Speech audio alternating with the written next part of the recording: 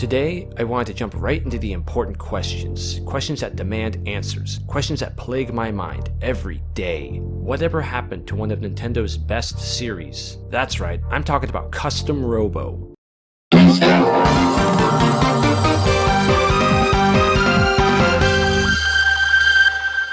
It was a series that began as a Japanese exclusive on the N64, but eventually it found its way to the West on the Nintendo GameCube in 2004, and that's the entry into the series that I wanted to focus on. This game has it all. Memorable characters, an epic quest, collectible little minions that people use to solve all their conflicts. With how much Pokemon has been in the news lately since that trailer dropped, it got me thinking, why didn't the appeal last for Custom Robo like it did for Pokemon? It's got a lot of the same elements. What's it missing? Danny DeVito playing a small electrical rodent? Pokemon doesn't have that either. One thing I love about this game is the way it handles character growth. This whole story can be read as a coming-of-age story for our protagonist. We start the game by getting out of bed and getting a job at the local bounty hunter's place, handling petty crime the police are too busy to deal with.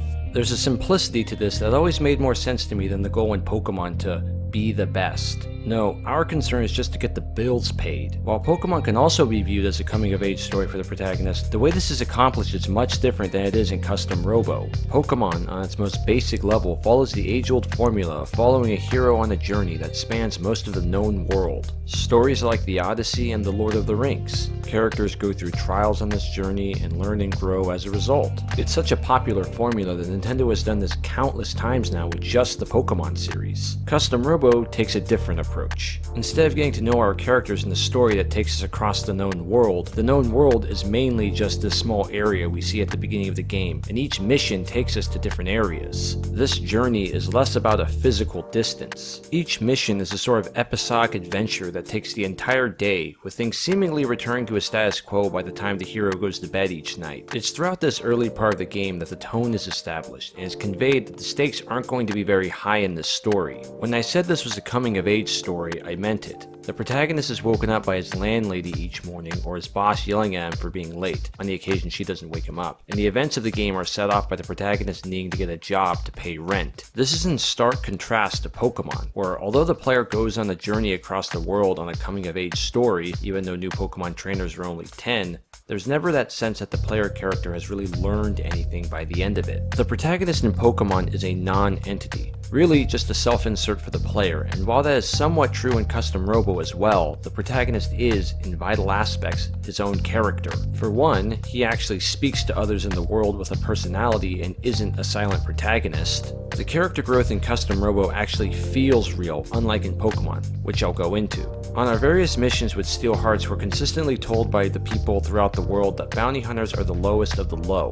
They only take on work that's considered too petty for the police to deal with, and even then, they're seemingly outclassed by other mercenary groups in town, including this one run by a man named Evil. This mirrors our protagonist's role in the world as a lowly nobody who doesn't even have a Custom Robo license, something that apparently even small children have.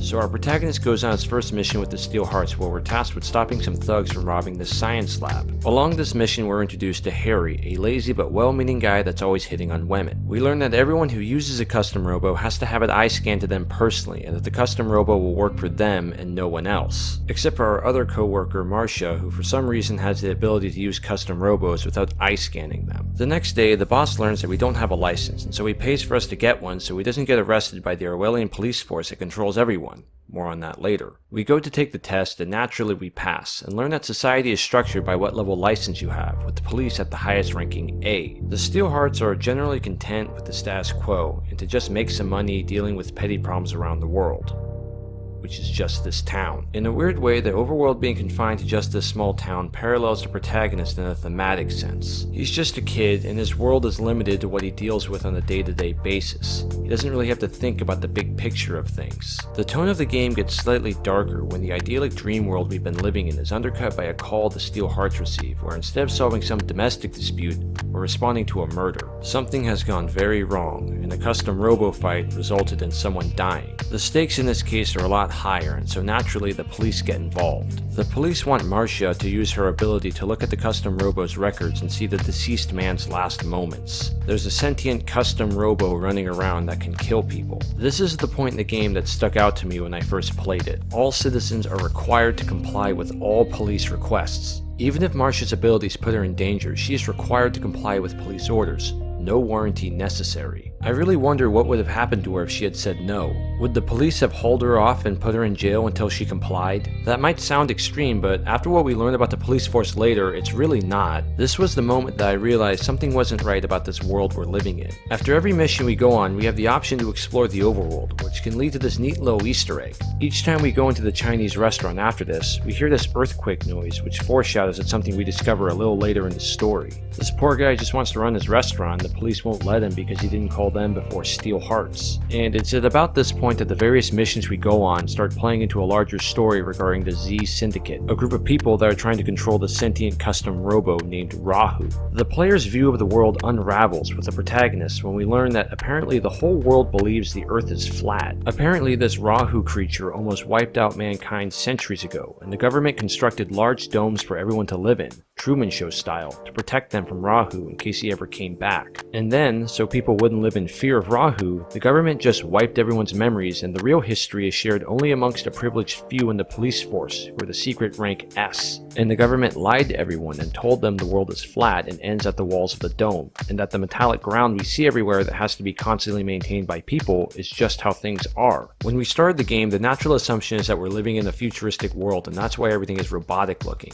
But it's actually because we're living in this dome, and the nature of this fact is a secret. A secret hiding in plain sight that we discover with the protagonist. As we uncover this vast conspiracy, our player character has matured himself. From the simple act of waking himself out of bed each morning, to having to hide this dark truth about the world from the people in his life who have been authority figures to him up to this point. A journey from the role of the unknowing child to the adult who knows but withholds information for the sake of the ones he protects. The scene where our old boss Ernest knows something big is going on, but we're not allowed to tell him, exemplifies this change in role perfectly. We, as the player, are learning about this world as visitors to it, and the protagonist is our vehicle, and he is learning about the world too as this conspiracy unravels. One thing I found interesting is that the police at the end of the story still haven't really given up their controlling ways. While they ultimately decide that giving the general public the real history of what's happened is the right thing to do, they still decide that they should selectively wipe the memories of undesirables as they see fit. Eliza and Isabella, once strong characters, are reduced to play acting as themselves in the job at the museum of the Z Syndicate. Poor Evil simply pretends to have lost his memory too, so the Orwellian government doesn't steal it from him. While it makes sense that the government couldn't just let the Z Syndicate go free in society at the end, why not just lock them up in jail?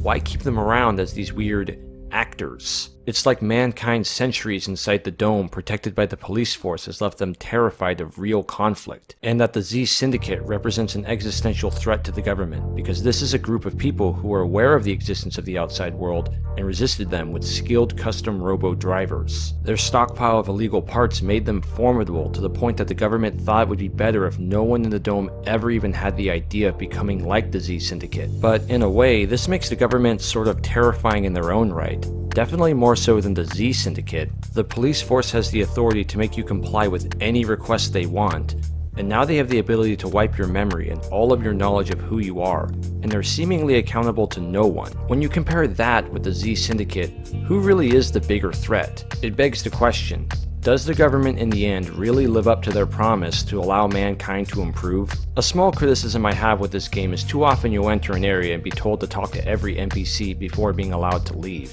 It's nice to talk to NPCs to figure things out about the world when it's optional. When it's dictated to you, it's just annoying. One of my biggest criticisms of this game is its combat system. Not that the combat system itself is bad, more that the way it's presented could have been better. Throughout the entire game, right up until the final boss fight, other characters are giving you green text battle advice. It makes sense at first seeing as how the protagonist is a beginner, but by the end the player is a rank S, and if the protagonist hadn't tagged along at the end, it's confirmed the others would have failed the mission. So why are we still getting tutorials all throughout the entire game? I would sometimes use the bombs and missiles, but most of the time I couldn't manage all of that, and I would just pick a good combination of body and weapon, oftentimes just spamming a really strong weapon. The main story in the new journey doesn't have too many really challenging battles outside the Rahu fights, and as you play through the story you slowly amass your own stockpile of custom robo parts. After the story mode is over, you have the option of going into New Game Plus with all of your current parts, but as far as I know you won't unlock anything new on your second second playthrough. What I'd recommend is starting Grand Battle.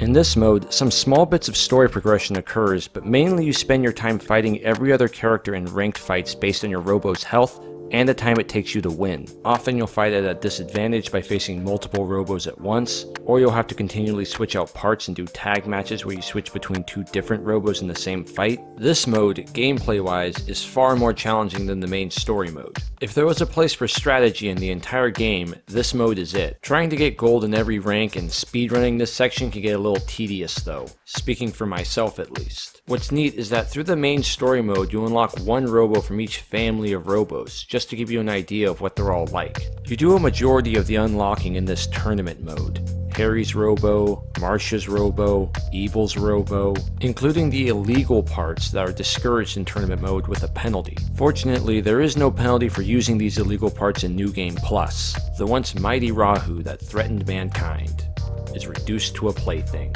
This is maybe the most fun part of the game. After you've done both the story mode and the Grand Battle mode, running through New Game Plus with Rahu and a litany of other illegal parts is the best. While this series was largely overlooked and forgotten about, I think it's worth re-examining. There are lots of fourth wall breaks, secrets, and the characters do have a certain charm about them, and you can tell a lot of love and care went into making this game. The fighting system is simple on the surface, but there is a layer of depth to be explored underneath.